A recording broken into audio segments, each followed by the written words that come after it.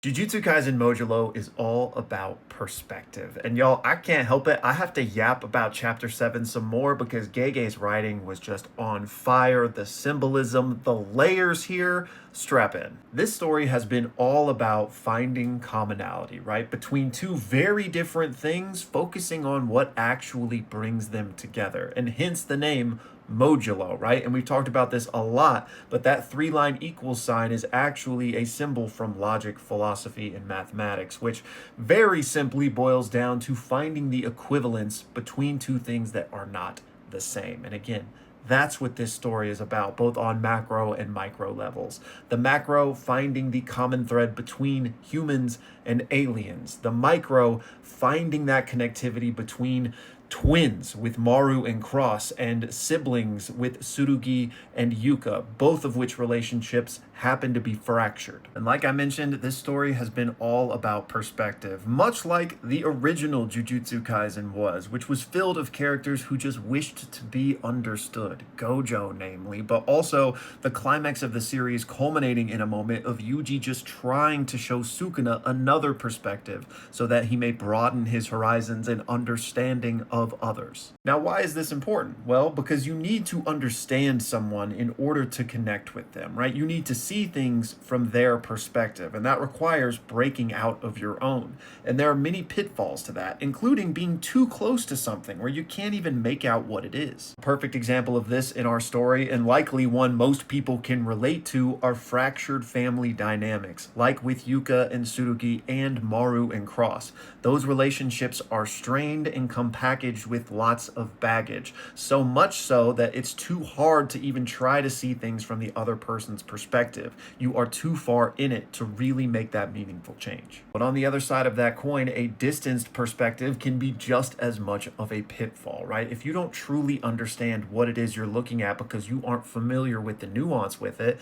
then how could you ever really understand it? And I'm sure y'all already saw where I was going with this one, but just like the alien and human perspective of each other, it's much easier to have a cold detachment and just fear what it is you don't understand instead of really trying to put in that work to understand. So how do we bridge these gaps, right? What do you do when you're too close to something? When you have characters who are too stubborn to try and make that first move to mend those fences together? And in particular with Tsurugi and Yuka, this ring is a great encapsulation of kind of their drama, if you will. You know, they both are kind of fighting over it, but really they're not even mad at each other. They're more so mad at themselves. But again, they're too stubborn to kind of confront that and explain how each of them feel, because that would make them too vulnerable, right? Tsurugi wants to get stronger so that he can give the ring back to her. He doesn't even want it, right? And she just wants to prove that she's strong enough to get it. It's not even really about him. What do they do about this? Well, again, Yuka was too close to this, right? There was too much baggage there. She needed to broaden her perspective, something that Maru allows her to take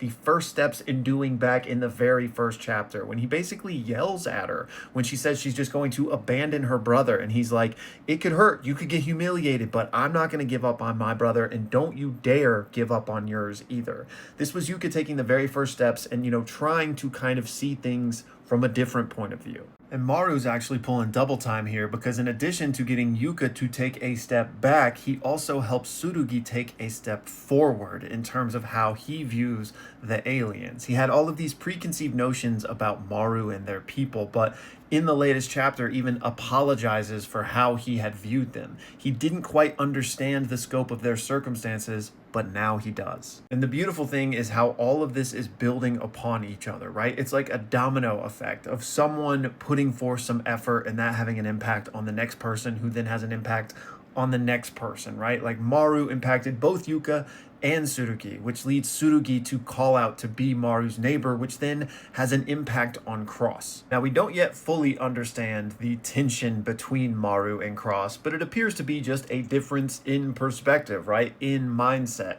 Maru is obviously far more optimistic and happy compared to Cross, who is seemingly very jaded from the events of the destruction of their homeworld. Very understandably, right? But he's been very cold this entire series until, again, that moment from Tsurugi kind of burst through his shell just a little bit. And what does this cause Cross to do? Well, he attempts to change his perspective by quite literally walking in his brother's shoes. He literally pretends to be his brother, which not only serves as an exercise for him to perhaps understand his brother more and perhaps mend that fence, but also get a new view on this human relationship, right? One he has very much been a cold and distant approach on, now is right in the midst of it, right? And right immediately after the neighbor conversation that immediately struck him leads to this moment of Tsurugi apologizing to who he thinks is Maru and saying that I now understand you better. And that leads us into the heart of chapter 7, where we have Yuka and Cross have this dense ideological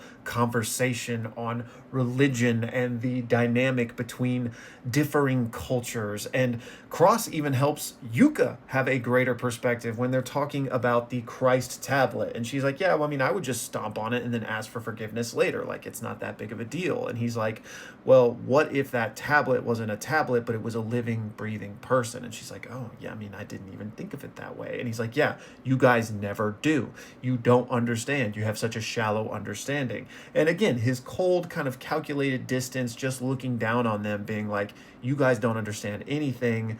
I'm the one who does. Well, one good turn deserves another, right? Because yes, Cross helped Yuka have a shift in perspective in how she was looking at things, but then she gives him one right back by inviting him to her doctor's appointment and forcing him to have a more human connection with her, step closer to understanding of them and being like, hey, you know what?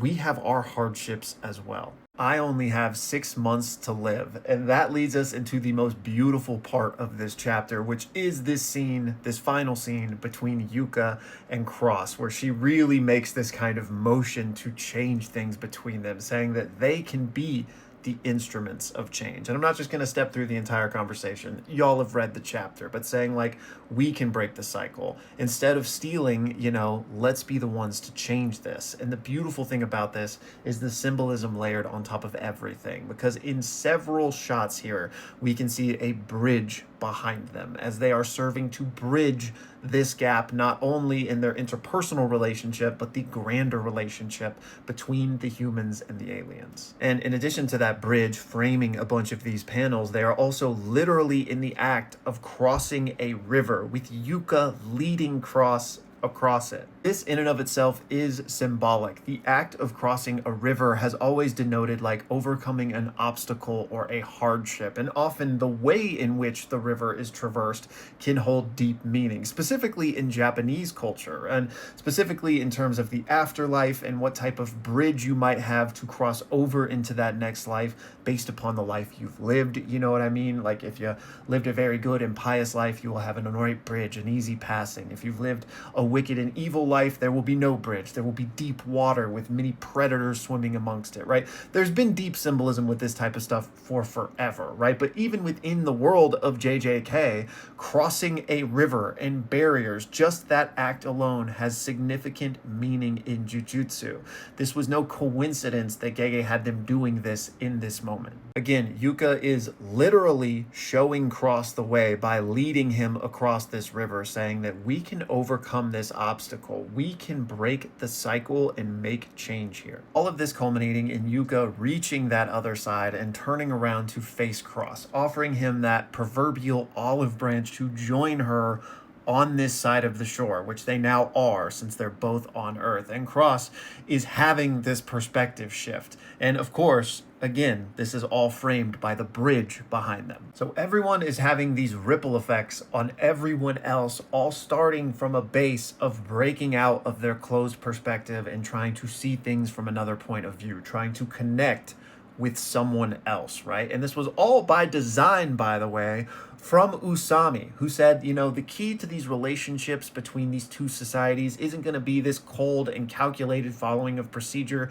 No, we got to give this to the next generation, to their spirit and their heart, in hopes that they can connect. That's why he wants to assign the Akotsu siblings to this job. All right, hopefully I haven't lost y'all with my ramblings here, but as I'm sure you can tell, I'm just really enjoying this series so far. far, and especially this most recent chapter. I had a lot of people ask me just what about this chapter did I like so much. So yeah, I wanted to share my thoughts on the writing and again the layering of everything Gege is doing and just the good message here at the end. We could always do better by trying to understand each other, and that often comes with a shift in perspective, right? Whether you're too close to something or too far away. And so I just cannot wait to see where else he goes with this over the next 20 odd chapters. And then finally, I want to give a shout out to Broker, who sent me in a few quick questions here, starting with what do I think of Modulo so far? And as I'm sure you guys can tell, I'm really enjoying it.